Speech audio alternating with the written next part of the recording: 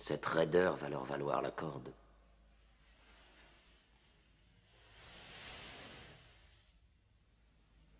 Vous ne vous prosternez pas devant votre prophète? Mahomet est un homme. On ne s'incline que devant Dieu. Où sont les miracles de Mahomet, Jafar?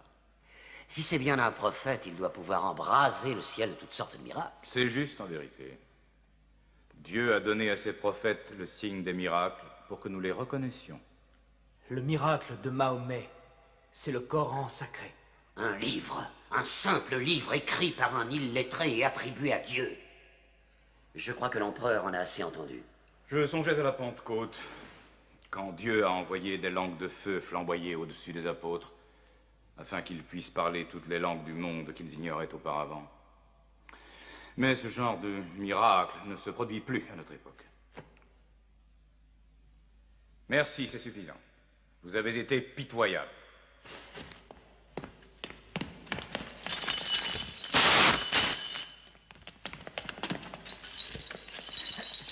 Nous avons souffert des persécutions à la Mecque. Mahomet nous a dit, allez en Abyssinie, terre d'un roi juste, où tout homme est libre de sa pensée. Ce qu'ils appellent persécution n'était que punition bien méritée, leur insubordination... Pourquoi votre prophète vous a-t-il envoyé à moi? Parce que toi aussi tu crois en un livre où Dieu est unique, comme nous. Il nous a envoyés parce qu'au fond de ton cœur, ton Dieu nous protégera tous. Parler avec ces hommes, c'est puiser l'eau d'un mirage. Mais maintenant, leurs paroles me créent un devoir de les écouter, mon ami.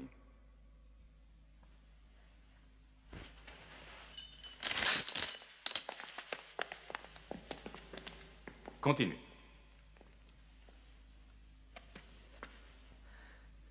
Pendant des années, nous nous sommes prosternés devant du bois et de la terre, des images nées de notre propre fabrication.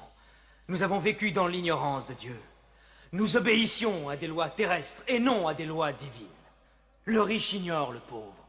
Et la bonté naturelle de l'homme, qui le pousse à relever son prochain quand il vient à tomber, est considérée par eux comme un geste qui trouble l'ordre social.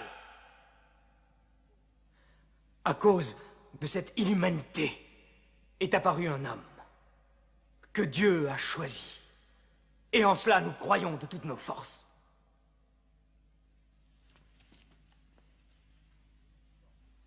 Tu t'emportes. Je te prie de reprendre tes esprits. Je parle du messager de Dieu. Mahomet nous enseigne d'adorer un Dieu unique, d'exprimer la vérité, d'aimer son prochain comme soi-même, de faire la charité. Un simple sourire est peut-être déjà un geste de charité. De défendre la femme contre les abus. De protéger l'orphelin. Et de nous éloigner des dieux de bois et de terre. Je refuse de supporter plus longtemps de tels blasphèmes. Nous sommes une civilisation très ancienne. Dire que nos dieux ne sont que du bois et de la terre, c'est en parler en complète ignorance. L'idole, la forme, nous ne la vénérons pas. Nous vénérons l'esprit qui est évoqué par leur forme. Je te concède que l'idolâtrie a souvent été mal interprétée au cours des âges. Merci. Et maintenant, revenons-en à ce qu'il dit des femmes. Dieu a bien créé la femme pour devenir la compagne de l'homme. Elle est différente, mais notre égale. Notre égale? Nous nous payons des femmes. Nous les nourrissons, nous les habillons, nous les utilisons, nous les congédions. Les femmes, nos égales?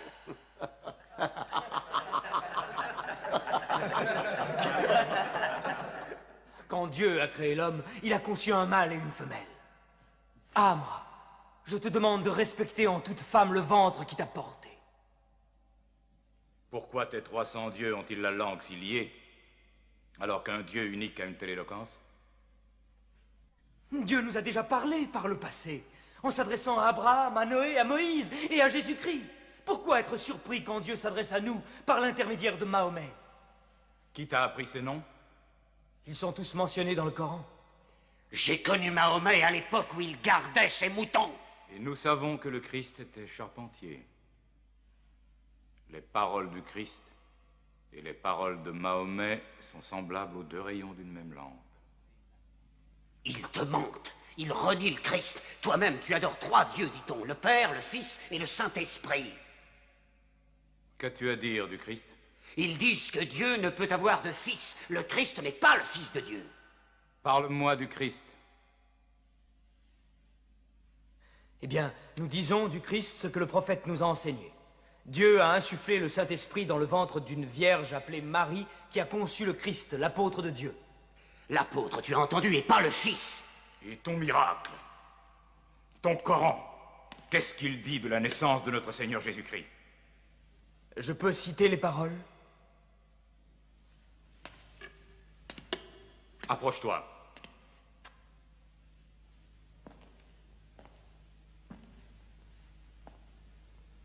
Au nom de Dieu clément et miséricordieux. Raconte dans le livre l'histoire de Marie, quand elle s'est isolée de sa famille en un lieu situé à l'Orient. Comme nous lui envoyons notre ange Gabriel qui lui dit « Je suis le messager de ton Seigneur. Je suis venu t'annoncer la naissance d'un fils saint. » Elle lui demanda « Comment pourrais-je avoir un garçon alors qu'aucun homme ne m'a touché ?» Et Gabriel lui répondit « Car ton Seigneur a dit, il en sera ainsi. Nous ferons de ce garçon un signe pour les hommes et une grâce émanant de nous. L'affaire est décidée. »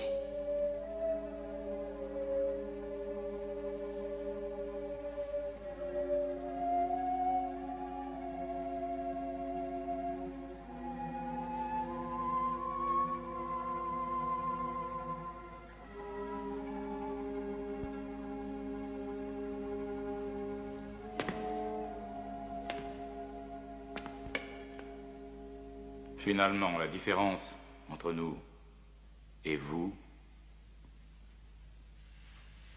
n'est pas plus large que cette ligne.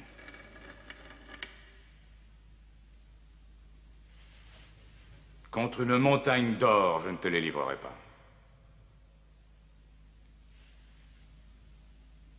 Vous pouvez vivre en Abyssinie en paix, aussi longtemps que vous le souhaiterez. Et puisse Dieu vous bénir tous pendant votre retour.